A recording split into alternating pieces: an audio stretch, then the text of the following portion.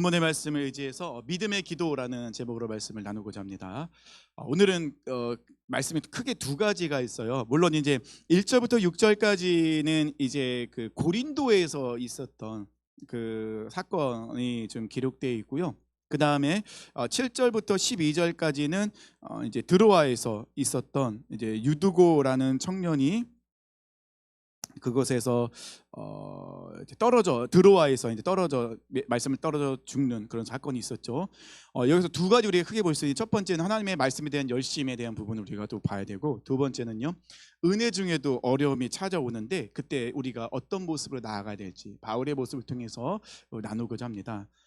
어제 우리 지난주에 데메드리오에서 큰 소동이 있었잖아요. 막 아데미 여신을 막 외치면서 결국에는 아데미 여신을 이용한, 만번을 섬기면서 꼭 아데미 여신을 섬기는 것처럼 이렇게 만드는 그런 모습. 결국에는 자기 경제적 유익을 위해서 신을 이용하는, 아데미 신이 진짜 신이었다면 자기를 이용하는 그것에 대해서 어떻게 할 수 없는, 왜냐하면 사람이 만든 가짜이기 때문에 할 수 없는 그런, 그래도 아데미 신이 가짜라는 것이 또 발전이기도 하고, 그 가운데 하나님의 또 역사의 섭리, 또 우리가 그 상황 속에서 종교인으로서 가짜 만문을 섬기면서 하나님을 섬기는 것처럼 착각하지 말자라는, 어찌 보면 좀 강한 말씀이었죠.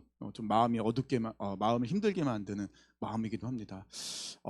지난주 말씀을 전하고도 저도 조금 마음이 너무 이렇게 말씀이 좀 무겁구나라는 생각이 들었는데, 그래도 뭐 하나님 주시는 또 말씀이기 때문에 어쩔 수 없이 우리가 받고, 그냥 무겁다로 끝나면 안 되겠죠. 그렇게 우리 삶을 뒤돌아봐야겠죠. 오늘 본문의 말씀은 이제 데메드리오 그 사건을 통하여서 사도 바울이 크게 그러니까는 요동할 수 있었을 텐데, 마음이 흔들릴 법한데, 사도 바울은 그런 걸 전혀 꿈쩍하지 않아요. 그리고 이 일이 하나님의 또 섭리 가운데 그래도 원만하게 잘 해결됐잖아요. 이래서 이제 사도 바울은 사역을, 이제 에베소서의 그 사역을 잘 마무리하고 이제 마게도냐로 이제 떠나가는데, 도망가듯이 떠나는 건 결코 아니에요. 막 그 데메디료 그 사건을 통하여서 막 생명의 위협을 느끼고 막 쫓겨나듯이 떠나진 않습니다. 사도 바울은 거기서 제자들과 인사도 하고 마무리 잘 짓고 이제 다시 마게도나로 떠나게 되는 모습을 보게 됩니다. 사도 바울은 큰 위험이 있던 없던 항상 그 사도 바울의 모습을 보면 늘 기도하면서 믿음의 걸음을 한 걸음 한 걸음 내딛는 그런 모습을 보잖아요. 그 사도행전에서 이 사도 바울의 그 행적을 보면은 정말로 사도 바울은 하나님께 소망을 두고 있기 때문에 이 세상의 모든 삶을 대해서는 전혀 미련이 없는 사람처럼 사역을 해요. 그래서 이 사도 바울은 내일이 없는 것처럼 사역을 할 때가 참 많아요. 그냥 오늘 복음을 전하다 죽으리라라는 그런 심령으로 아주 피를 토하듯이 말씀을 전하기도 하고, 막 그냥 불구덩이까지 뛰어 들어가는 그런 모습. 실제 불구덩이에 뛰어 들어간 거 아닌 거 아시죠? 그만큼 막 그 위협과 어려움과 생명의 그런 협박이 있는 상황 속에도 굴하지 않는 그런 사도 바울의 모습을 보게 됩니다. 근데 오늘 1절부터 6절까지 모습을 보면은 참 별거 아닌 것 같이 보여지긴 하는데요. 이 2절에 보면요, 그 지방으로 다녀가며 여러 말로 제자들이 권하고 헬라에 이르러, 그래서 헬라라는 단어가 나옵니다. 그리고 거기서 석 달 동안 있어요. 근데 이게 헬라라고 나와 있기 때문에 정확한 지명이 안 나와 있는데, 정확한 지명은 어디냐면요, 여기가 그 고린도 지역이 됩니다. 아가야의 수도 고린도. 이 고린도에서 석 달이 있었는데, 이 석 달은 굉장히 중요한 석 달이에요. 왜 그러냐면요, 이 사도 바울은 항상 가고 싶어하는 곳이 있었어요. 사도 바울의 종착지는 서바나였습니다. 서바나, 땅끝이라고 생각했던 서바나가 스페인 지역이었고요. 사도 바울이 정말 가고 싶었던 것은 로마였어요. 로마로 정말 가고 싶어 했거든요. 사도 바울이 로마로 갔죠. 근데 로마로 갔는데 사도 바울이 어떻게 생각하고 계획했는지 모르지만, 사도 바울이 생각했던 계획했던 대로 그대로 로마로 가지는 못해요. 사도 바울이 로마로 어떻게 가게 되죠? 예루살렘에 올라가서 유대인들과 논쟁이 붙게 되고, 거기서 죄수의 신분으로 바뀝니다. 그리고 이 죄수의 신분으로 로마로 가게 되는데, 정말로 안전하게 완전히 무장한 군인들이 사도 바울을 지켜주면서 유대인들이 틈만 나면 사도 바울을 암살하려고 계획을 세우지만 벌써 사도 바울 주변에는 칼과 창으로 무장한 200여 명의 이 군인들이 지키고 있거든요. 철통같이 지키고 있거든요. 이 사도 바울이 로마로 가려는 마음은 사도 바울뿐만 아니라 하나님의 계획하심이 있었거든요. 왜 사도 바울이 로마로 가고 싶었느냐? 로마는 그 당시 세계의 중심이었어요. 모든 것이 로마로부터 뻗어나왔습니다. 팍스 로마라고 하잖아요. 모든 것이 로마로부터 시작이었습니다. 로마는 정말 세계 곳곳을 다니면서 정복하면서 대로를 고속도로를 내기도 하고 그리고 여기서 로마를 변화시키면 로마의 복음을 전하면 이 로마를 통하여 세계 곳곳으로 복음이 전해질 수도 있겠구나. 그런 마음을 갖고 있었기 때문에 사도 바울은 항상 로마로 가고 싶었어요. 그래서 편지를 쓰죠. 그 편지가 무엇일까요? 네, 로마서예요. 네, 너무 어렵게 생각하지 마세요. 로마 성도들에게 쓴 편지가 로마서입니다. 그 로마서 정말 중요한 책이죠. 복음의 핵심, 복음의 시금석이라고 하잖아요. 성경이 시금석이라 할 정도로 복음의 그 모든 엑기스가 다 들어가 있는 것이 로마서입니다. 그 로마서를 오늘 본문에 그 헬라 그 지역에서 그 고린도 지역에서 석 달 동안 있으면서 로마서를 쓰게 돼요. 미리 로마로 가기 전에 로마 교회 성도들한테 준비를 시키는 거예요. 로마서를 쓰면서 자 복음이 무엇인지 아냐 하면서 하나님 우리를 얼마나 사랑하신 줄 아냐. 천사도 어떤 것도 하나님의 사랑부터 우리 끊을 수 없다. 로마서 뭐 이렇게 말씀하고 계시잖아요. 그 복음의 핵심 막 그 복음의 그 모든 엑기스가 로마서에 다 들어가 있거든요. 그 석 달 동안 그 로마서를 사도 바울이 기록하게 됩니다. 그리고 그 편지를 로마 교회로 보내게 되죠. 실제적으로 사도 바울은 로마로 갑니다. 그리고 거기서 순교당해요. 가는 곳곳마다 사도 바울이 로마에 가면은 어떻게 될 것인지 예언을 하죠. 이 사도 바울이 예루살렘에 올라가면은 결박당할 것이고 또 그가 큰 어려움을 당할 것이다. 막 많은 가는 곳곳마다 예언하는 사람들이 예언을 합니다. 근데 사도 바울은 전혀 굴하지 않죠. 사도 바울의 관심은 오로지 유일한 관심은 예수 그리스도 복음 전하는 것밖에 없었어요. 그렇기 때문에 사도 바울은 뭐 사나 죽으나 주님의 것입니다. 내가 주를 위해서 죽는 거 전혀 아깝지 않습니다. 나는 벌써 나의 갈 길을 달려갔습니다. 그리고 나에게 예비된 생명의 면류관은 지금 예비되어 있기 때문에 나는 두렵지 않습니다. 무섭지 않습니다. 이런 믿음의 고백을 하며 달려가고 있었다는 것입니다. 이렇게 사도 바울이 자기의 계획, 자기의 시간표대로 자기가 원하는 대로 로마로 가지는 못했지만은 하나님께서는 하나님의 시간표 안에서 하나님의 뜻 안에서 계획 안에서 하나님의 방법대로 사도 바울 로마로 이제 이끌게 됩니다. 그런 과정 속에 있고요. 이제 7절부터 6절, 7절 말씀을 보면요. 우리는 무교절 후에 빌립보에서 배로 떠나 닷새만에 드로아에 있는 그들에게 가서 이레를 머무니라. 그 주간의 첫날에 우리가 떡을 때려 하여 모였더니 바울이 이튿날 떠나고자 하여 그들에게 강론할세 말을 밤중까지 계속하며 6절과 7절에서 조금 우리가 생각해 볼 만한 단어가 나와요. 문장이 나와요. 어떤 문장일까요? 이게 개역 한글이었으면 더 명확한데요. 개역 개정이라 조금 헷갈려요. 어떤 문장일까요? 대답이 없으실 줄 알았어요. 갑자기 물어보니까 모르시겠죠? 7절에 나오는데 7절에. 네? 7절에. 이게 무슨 뭐 중요할까? 이게 중요할까라고 생각하지 않고 넘어가는 게 있는데 뭐냐면요. 그 주간의 첫날. 그 주간의 첫날.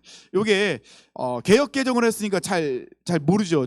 그 주간의 첫날 그렇게 하니까요. 근데 이게 개역 한글에서는요. 안식 후 첫날이에요. 그게 더 명확하게 다가오시죠. 안식 후 첫날 뭐가 기억나십니까? 잠깐 내가 잘못 알고 있나? 다들 모르시지. 안식 후 첫날. 오, 되게 어렵구나 이 질문이. 안식 후 첫날. 예. 잠깐. 안식 후 첫날. 예, 맞는데요. 제가 생각하는 거 아닌 거. 안식 후 첫날. 와, 이게 이렇게 그렇구나. 예수님 부활하신 날이야. 이게 되게 어렵구나. 예. 안식 후 첫날 예수님 부활하신 날인데. 아닌가요? 맞죠. 제가 왜 이게 우리가 생각해 볼 문제라 하냐면요. 초대교회 성도들이요. 안식 후 첫날 모여요. 이게 약간 학자들 사이에서 조금 논쟁이 있긴 있어요. 왜 안식 후 첫날이 왜 중요할까요? 예? 예, 주일이니까. 우리가 예배드리는 날이에요, 안식 후 첫날이. 자, 우리 청년들하고도 이번 주에 얘기했나요, 제가? 이번 주에 얘기했나요? 안식 후 첫날? 이번 주에 얘기했죠.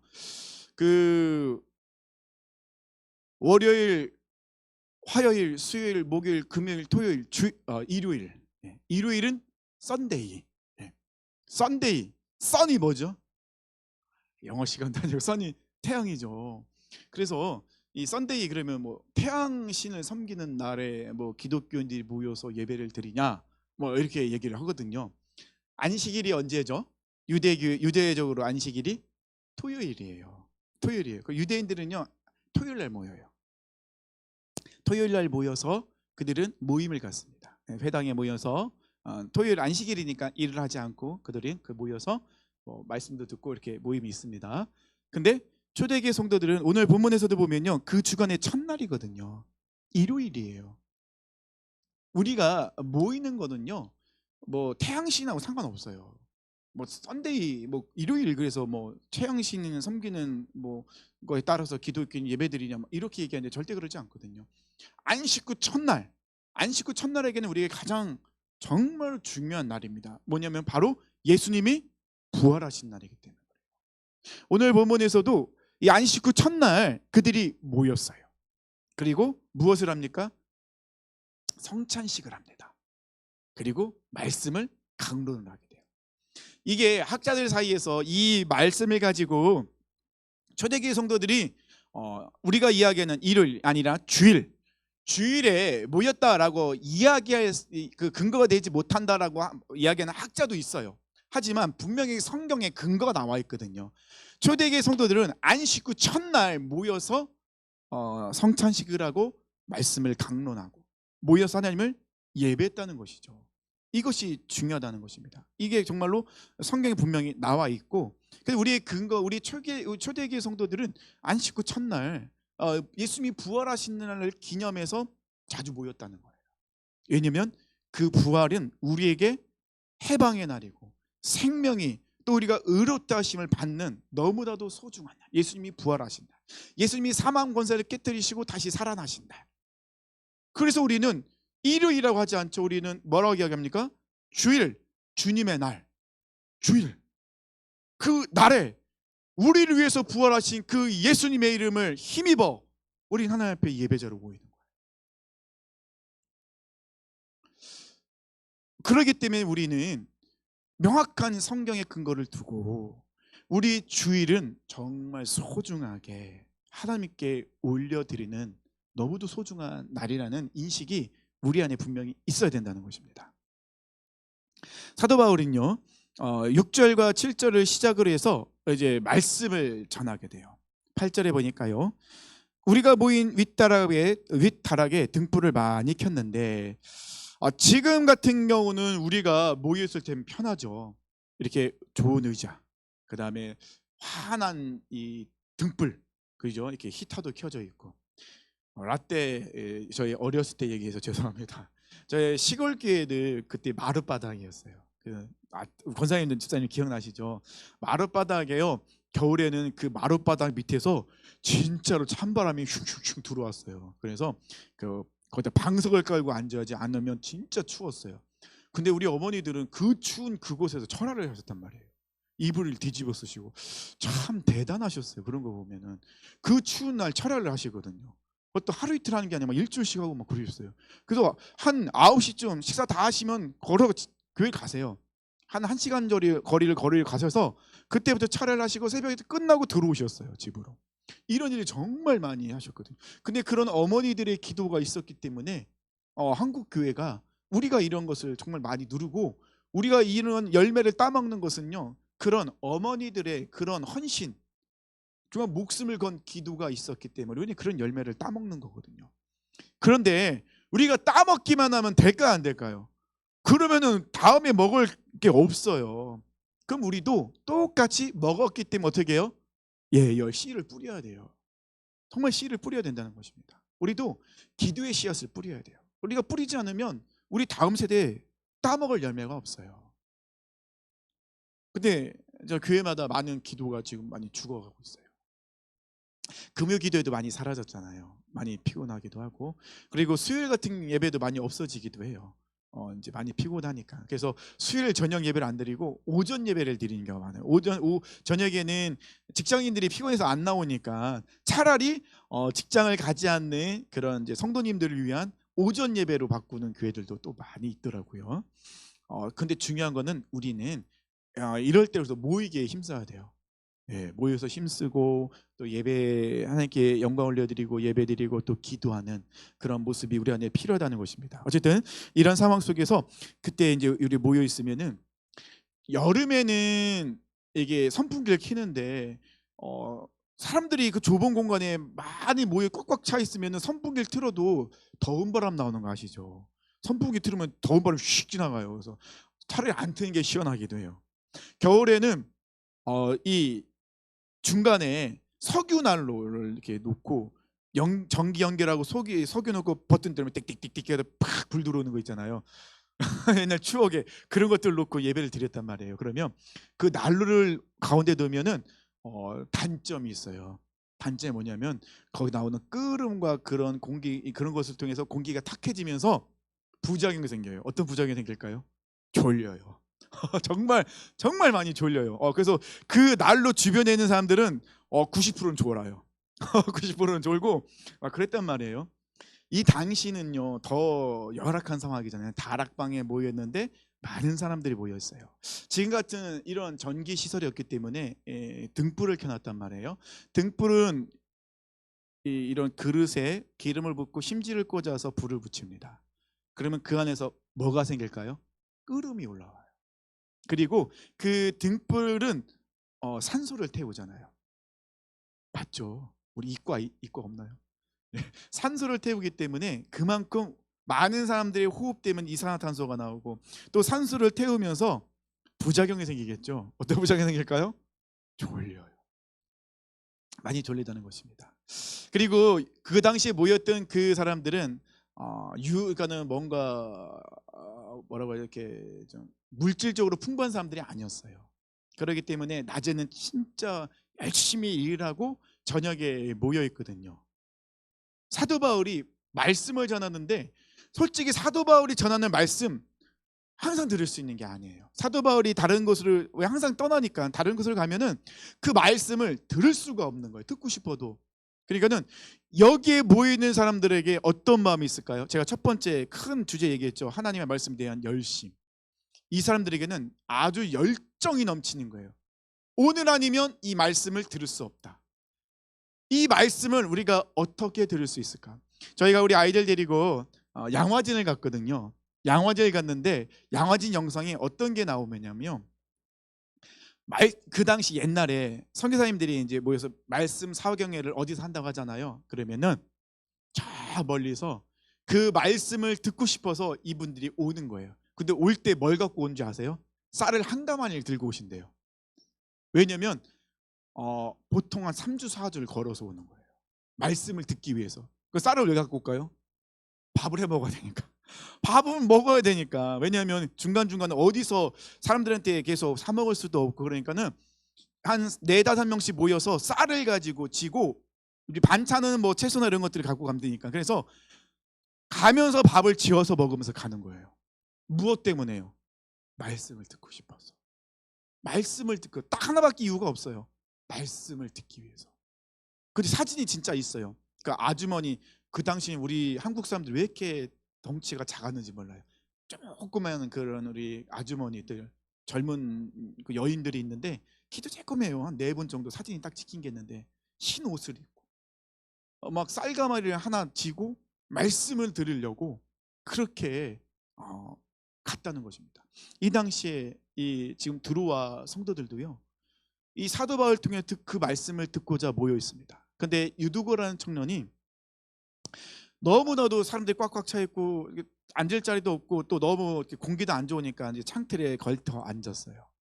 네, 9절 말씀 보니까요, 유두고라는 청년이 창에 걸터 앉아 있다가 깊이 졸더니 바울이 강론하기를 더 오래하며 졸음을 이기지 못하여 3층에서 떨어지거늘 일으켜 보니 죽었는지라. 자, 우리가 여기 생각해 볼 문제가 있겠죠. 자, 지금 하나님 앞에 예배드리는 시간입니다. 그러니까 유두고는 너무 이제 젊은 청년이니까 뭐 다른 분들 자리를 양보한 걸 수도 있어요. 어떻게 되는지 모르겠지만 어쨌든 창문에 걸쳐 앉았는데 운도 없죠. 졸다가 옆으로 딱 넘어졌는데 창문이 착 열리면서 떨어졌어요. 근데 3층이네요. 그냥 3층을 뛰어내리면은 뭐 운이 안 좋으면은 뭐 다리가 부러질 수도 있고 팔이 부러질 수도 있겠지만 졸다가 떨어졌으니 아마 머리부터 떨어진 것 같아요. 떨어졌는데 이렇게 보니까 어떻게 해요? 죽었어요. 근데 그 시간이 어느 시간입니까? 예배 시간. 하나님 말씀이 강론되는 은혜의 시간이었어요. 우리가 생각해야죠. 아니, 하나님을 예배하는 시간, 하나님을 높이는 시간, 아니 말씀이 선포되는 시간에 어떻게 이런 일이 일어날 수 있지? 하나님이 살아계시다면서요. 하나님이 살아계신데 어떻게 사람이 죽을 수가 있죠? 그것도 말씀을 듣다가 졸다가 떨어져서 젊은 청년이 굉장히 그 시간이 은혜의 시간. 사도 바울이 말씀을 더 오래 강론했다는 건 뭐죠? 그만큼 사람들이 집중하고 있었다는 거예요. 사도 바울도 집중하고 있었고 거기에 모인 사람들도 집중하고 있었고 앉아있는 사람들이 그 말씀에 대한 그 갈급함이 너무 강했기 때문에 그렇게 말씀을 전했다는 거예요. 그 옛날에 사경회 하면 일주일씩 있어요. 저 어렸을 때도 말씀 부흥회 사경회 하면 어떤 4박 5일 할 때도 있었어요. 3박 4일 4박 5일 막 이렇게 했거든요. 그러면 정말 그 말씀도 사경회 하면은 1시간 전하고 끝나지 않아요. 뭐 3-4시간 막 이렇게 전하십니다. 그렇게 말씀을 전했단 말이에요. 그런데도 사람들이 가지 않아요. 막 사모함으로 막 받아 먹으려고 그렇게 모였다는 것입니다. 그런데 사람이 떨어져 죽었으니 얼마나 그 분위기가 착 가라앉으면서 얼마나 힘들었을까요? 도대체 왜 이런 일이 일어났을까요? 왜 이런 일이 일어났을까요? 라고 질문을 한다면 아무도 대답은 못하죠. 어떻게 그 누구도 대답할 수 있는 상황은 아니라는 것입니다. 하나님의 은혜가 선포되는 하나님의 그 은혜의 자리에도 세상적으로 말하는 불행이라는 것이 찾아온다는 것입니다. 그러면 그 유두구가 떨어진 게 그러면은 유두구가 졸았기 때문에 하나님께 벌을 받아 떨어져 죽은 걸까요? 너무 억지죠. 그렇게 이야기할 수 있는 건 아니죠. 만약에 이렇게 얘기한다면은 그 문제에 한 7할 정도 잘못은 사도 바울에게 있는 거죠. 유두구가 졸면은 말씀을 끝내야죠. 왜 눈치 없이 왜 이렇게 길게 말씀을 전해갖고 사람이 졸게 만드냐는 거. 아니면 아주 말씀을 재밌게 전하던지 막 말씀 듣다 막 웃고 막 그 우리 저녁 집회 때 그 지난주 금요일에 홍민기 목사님 말씀 되게 막 웃기게 전하시더라고요. 저에게는 없는 그런 재능이셔서 부럽긴 해요. 전 너무 진지하기만 해갖고 그게 문제인데 홍민기 목사님 굉장히 말씀을 되게 재밌게 청년원들을 위해서 말씀 전하면 굉장히 재밌게 안 졸게 말씀을 전하시더라고요. 사도 바울은 왜 말씀을 이렇게 사람이 졸게끔 이렇게 말씀을 전해갖고 사람이 떨어져 죽게 만드냐 뭐 이렇게 이야기할 수 있겠는데 근데 우리는 이 상황 속에서 사람이 유두구가 떨어져 죽은 것에 대해서 우리가 그것을 가지고 막 왜 그럴까, 왜 이런 어려움이 왔을까, 아픔이 왔을까라고 그렇게 너무 치우쳐서 생각하면 안 된다는 것입니다. 그럴 수도 있고 이럴 수도 있어요. 그런 일이 은혜 자리에서도 충분히 일어날 수 있어요. 은혜가 막 일어나는 중에도 전혀 뜻하지 않은 사고가 일어날 수도 있어요. 하나님이 그 사고가 일어났다고 하나님이 살아계시지 않아서 이런 사고가 일어났다. 아니면 그들 가운데 죄인이 있기 때문에 그들이 하나님의 말씀에 순종하지 못하고 집중하지 못했기 때문에 그런 아픔과 어려움과 그런 문제가 생겼다라고 이야기할 수 있는 것은 아니라는 것입니다. 왜 그런 문제가 생겼는지 솔직히 모르겠어요. 뭐 유두구가 졸은 관계로 인해서 떨어졌겠지만 잘 모르겠어요. 이때 우리는 사도 바울이 이 문제를 어떻게 처리하는지를 우리가 봐야 될 필요가 있다는 것이죠. 사도 바울이 말씀을 전하다가 사람이 떨어져 청년이 죽은 걸 보면 사도 바울은 굉장히 흔들릴 법하잖아요. 우리가 흔히 이야기하는 멘탈이 흔들릴 수 있잖아요. 정신이 아득해지는 거죠. 큰일 났다. 어떡하지? 그러면 유두거라는 청년의 부모님께는 뭐라고 얘기를 해야 되지? 말씀을 듣다 떨어져 죽었습니다. 그 부모님이 이해를 할 수 있을까? 물론 오늘 본문 말씀에서는 해피엔딩입니다. 유두거가 다시 살아나죠. 그런데 현실에서는 살아나지 않는 경우가 더 많다는 것입니다. 그럼 사도 바울은 이 상황 속에 어떻게 그 일을 처리하고 있을까요? 10절과 11절 말씀 보니까요. 바울이 내려가서 그 위에 엎드려 그 몸을 안고 말하되, 바울이 내려가서 그 위에 엎드려 그 몸을 안고, 자, 이걸 좀 어디서 많이 본 행위, 좀 기억나는 행위가 있지 않습니까? 네, 엘리사 선지자가 그 죽은 아이에게 그렇게 했죠. 또 그런 적이 한 번 있었는데 베드로 사도가 그랬습니다. 자, 그러면 사도 바울이 그 위에 엎드렸다는 건 뭐를 하고 있는 걸까요? 기도를 하고 있는 거예요. 기도를 하고 있습니다. 엘리사 선지자가 죽은 아이를 위해서 기도했던 거죠. 사도 바울이 도르가라는 여인을 위해서 기도했던 것처럼 기도하고 있다는 것이죠. 그 위에 엎드려 그 몸을 안고 말하되 떠들지 말라, 생명이 그에게 있다 하고 올라가 떡을 떼어 먹고 오랫동안 곧 날이 새기까지 이야기하고 떠다니라. 자, 우리 여기서 두 가지를 볼 수가 있습니다. 두 가지. 첫 번째는요, 사도 바울은 두 가지를 합니다. 첫 번째는 문제 앞에서 무엇을 했다고요? 기도를 했습니다. 엄청 그 웅성웅성거리지 않았을까요? 뭐라고? 유두구가 떨어져 죽었다고? 어떻게 아니 어떻게 하나님 말씀 듣는데 이런 일이 일어날 수 있어? 사람들이 3, 4, 5 모여서 막 후석후석 막 얘기가 얼마나 오고 가고 있었을까요? 이런 상황 속에서 사도 바울은 우왕좌왕하지 않습니다. 막 사람들을 소집하지도 않아요. 사도 바울은 조용히 유두고에 떨어진 그 청년에 가서 그를 위해서 기도하고 있죠.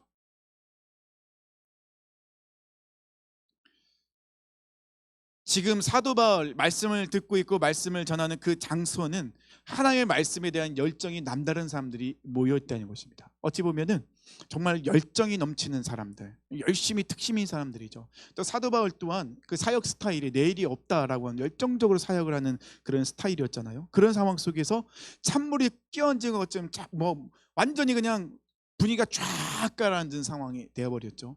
그때는 정말로 예수님이 오셔도 어찌할 수 없는 분위기가 될 것 같은 그런 상황이었다는 것입니다. 그런데 그런 상황 속에서 사도 바울은 그 상황에 압도되지 않아요. 그 분위기에 흔들리지 않아요. 사람들의 웅성웅성거리는 소리에 좌우되지 않습니다. 사도 바울은 조용히 내려가서 그 유두고를 위해서 믿음으로 기도합니다. 기도하고 난 이후의 결과는 우리의 영역은 아니에요. 기도하고 살아날 수도 있고 살아나지 않을 수도 있어요. 근데 중요한 건 뭐예요? 믿음을 가지고 기도하는 게 중요하다는 것입니다. 그래서 우리는 항상 이 속된 말로 불행 앞에서 또는 문제 앞에서 우리가 해야 될 것은 뭐죠? 믿음으로 기도하는 거. 사람을 찾아가고 또 문제를 해결할 수 있는 무엇인가를 찾아가고 뭐 정보를 얻기 전에 먼저 해야 될 게 있다는 것이죠. 그것은 반드시 믿음의 기도. 믿음으로 기도하다 보면은 여전히 문제는 찾아오고 불행이라는 것이 우리 안에 놓여 있는 것 같지만, 근데 그 불행과 문제는 우리가 믿음의 기도를 하다 보면 하나님을 경험하는 그런 통로가 되더라는 것입니다. 기도 없이 문제, 기도 없는 불행은요, 나를 한없이 작게 만들고 공동체를 깨게 만들고 정말로 하나님을 살아계신가라는 원망을 만들 수 있지만, 그 불행과 문제 앞에서 믿음의 기도를 한다는 것은 뭐죠? 하나님의 살아계심이 드러내는 통로가 된다는 것입니다. 교회에서요, 기도의 소리가 사라지고 교회가 기도하지 않잖아요. 그러면 교회에서 기도의 소리가 사라지면 어떤 소리가 커질까요? 싸움의 소리가 다 알고 계시네요. 어떻게 하셨지? 교회가요, 기도의 소리가 사라지면 싸움의 소리가 커져요. 정말 무서워요. 기도의 소리가 커지잖아요. 싸움의 소리는 없어져요. 사도 바울이 기도했을 때 웅성웅성거렸던 사람들의 소리는 싹 사라지겠죠. 그래서 기도해야 돼요. 내 집은 만민이 기도하는 집이라. 예수님이 왜 그렇게 말씀하셨습니까? 교회는 기도의 소리가 넘쳐나야 되는 곳이에요. 여기저기 막 하나님께 기도하고 부르짖고 또 조용히 하나님의 음성을 듣고자 조용히 묵상하며 나아가는 곳, 이곳이 교회라는 것입니다. 교회가 기도하지 않으면 교회는 싸움의 장소가 돼요. 서로 자기 말이 옳다고 싸운다는 것입니다. 목사와 장로님이 싸우고, 장로님과 권사님이 싸우고, 권사님과 수임사님 싸우고, 집사님들이 싸우고, 막 청년끼리 싸우고. 왜 회의를 하다가 왜 싸우는 거예요 도대체? 회의를 하는 이유가 뭐죠? 하나가 되려고, 일을 해결하려고 회의를 하는데, 아니 일을 해결하려고 싸우는데, 싸우는 게 아니구나. 일을 해결하려고 회의를 하는데, 아니 일은 해결 안 되고 더 싸우기만 하네요. 그래서 기도가 필요한 겁니다. 우린 꼭 기억했으면 좋겠습니다. 교회에서 기도 소리가 사라지면 싸움의 소리가 커지고, 교회가 기도하지 않으면 그것은 싸움의 장소가 된다는 것입니다. 솔직히 이 건물은요 그냥 건물이에요. 근데 여기가 교회가 될 수 있는 이유는 뭐죠? 예수 그리스도의 심령을 갖고 있는 사람들이 모여 있기 때문에, 주는 그리스도의 살아계신 하나님의 아들입니다라고 외치는 자들이 이곳에 모여 있기 때문에 여기가 교회가 될 수 있는 거예요. 그런데 이 건물은 번듯한데 아주 훌륭한데, 근데 그 안에 예수의 심령을 가진 사람 아무도 없어요. 교회라 얘기할 수 없겠죠. 건물에 지나지 않아요. 아무 소용이 없어요. 그 건물은 나중에 술집이 될 수도 있다는 거예요. 유럽 교회가 그렇게 돼버렸잖아요. 항상 예배 나오신 분들이 항상 혼나더라고요. 여기 앉아 계신 분들은 책임이 있어요. 어떤 책임이죠? 기도해야 될 책임이 있는 거예요. 기도하셔야 됩니다. 정말 기도하셔야 됩니다. 기도하시지 않으면 정말 우리 주님과 동행하는 교회 하나님의 은혜의 장소가 될 수가 없어요. 우린 기도해야 됩니다. 두 번째는요, 사도 바울 이야기, 그 다음에요 11절에 보니까 올라가 떡을 떼어 먹고 오랫동안 곧 날이 새기까지 이야기하고 떠나더라. 사도 바울은요 믿음으로 기도한 후에 또 한 행동이 하나 있어요. 어떤 행동을 하냐? 사명의 자리로 돌아가요. 기도한 후에 사도 바울은 떠나지 않습니다. 그 자리를 해산시키지 않아요. 어떻게 합니까? 다시 모여서 떡을 떼어 먹고 오랫동안 날이 새기까지 그곳에서 어떻게 같이 다시 은혜를 나누고 말씀을 나누고 있습니다. 그것을 주도적으로 하는 사람이 누구예요?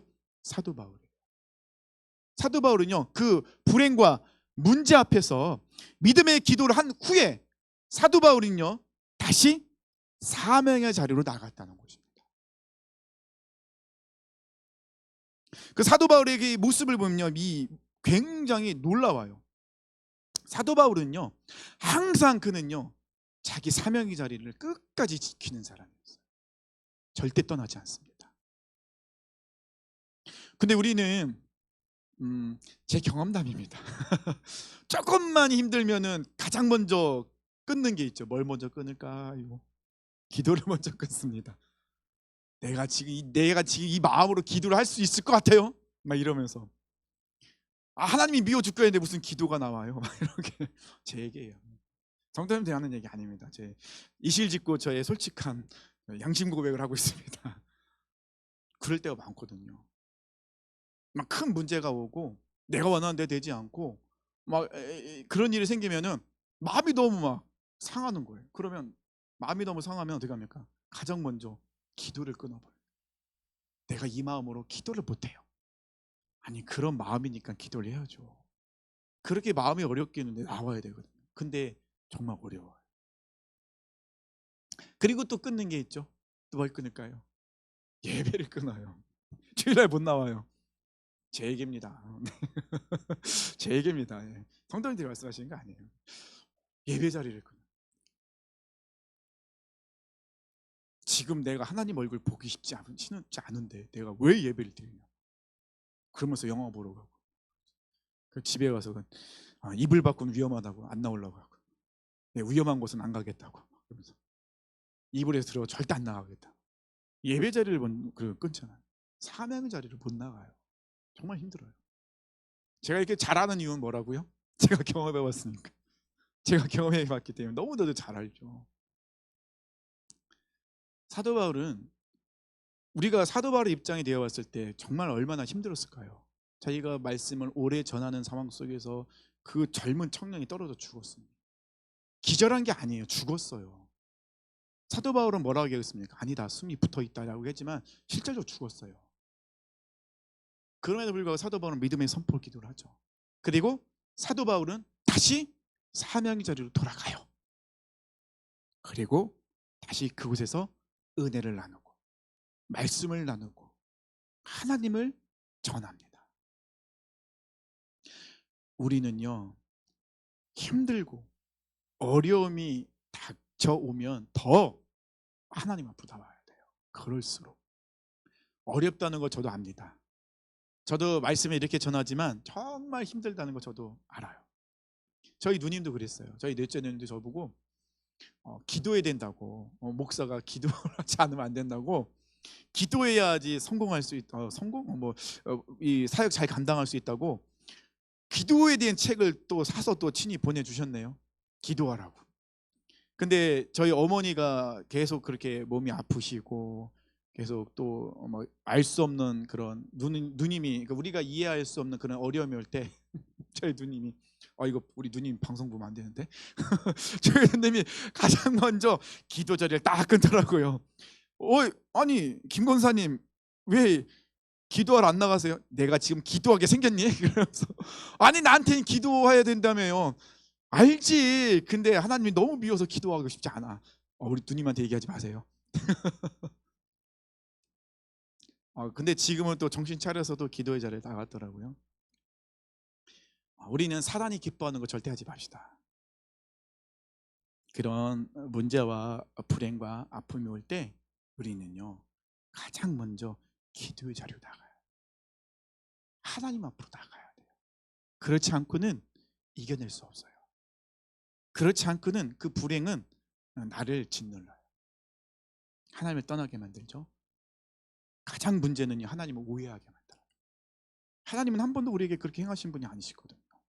그 불행이 하나님이 우리에게 미워서 보낸 거 아니에요. 하나님은요, 그런 분이 아니세요. 근데 우리는 자꾸 착각하고 오해하죠. 그래서 오늘 본문의 말씀을 우리 성도님들이 꼭 기억하셨으면 좋겠습니다. 그렇게 기도하고 그렇게 다시 예배지로 나가도 문제 해결 안 되는 게 더 많아요. 그래도 또 다른 어려운 불행이 우리에게 찾아와요. 아무리 그렇게 몸부림쳐도. 그러면 어때요? 다시 나가면 되지. 우리는 그런 모습이 필요하다는 것이죠. 제가 이제 리트릿을 갔잖아요. 리트릿을 갔는데 서울도 오래간만에 가봤고, 롯데월드가 왜 이렇게 많이 바뀌었는지 몰라요. 와, 롯데월드가 너무 바뀌었고 굉장히 제가 좀 어리버리됐어요. 그리고 제 뜻대로 안 되는 게 너무 많은 거예요. 주차 공사를 해야 되는데 안 되는 거예요. 제 것만 핸드폰으로 안 되고 찍어도 안 되고. 그때 제 안에 올라오는 게 뭘까요? 꿈틀꿈틀 막 올라오는 막 짜증과 원망과 막 혈기가 막 올라오면서 그걸 풀 대상을 막 눈을 들이면 찾고 있는 거죠. 그럼 제 앞에 누가 있을까요? 이거 아내가 이렇게 있는 거예요. 근데 이제 아내에게 그 전날에 제가 좀 한마디 했다가 아내가 그렇게 얘기 안 했으면 좋겠다고 또 조용히 나지근하게 얘기를 하시더라고요. 그래서 말할 수도 있지. 그래놓고서 또 밤에 회개했죠. 그렇게 얘기하면 안 되는구나. 그렇게. 근데 막 이럴 때 올라올 때 또 딱 아내를 보니까 그 어제 한 말이 또 기억나네요. 그래. 이 상황 속에서 내가 사탄에 질 수 없지.